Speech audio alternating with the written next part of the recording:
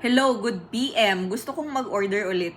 Thank you. Sabi ni ma'am guys, buyer siya, repeat buyer. Malaki ang improvement ma'am. Marami na akong na-try na product pero wala naman akong nakikita na improvement.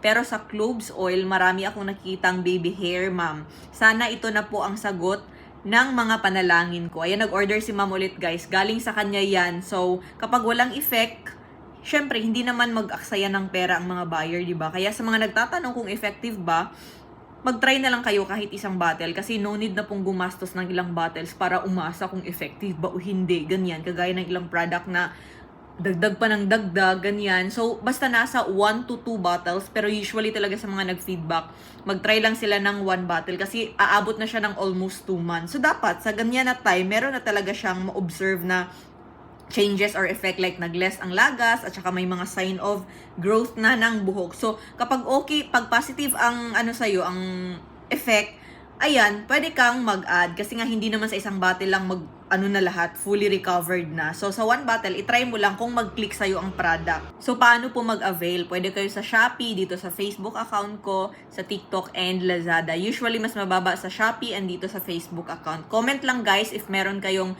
more questions bago mag-order.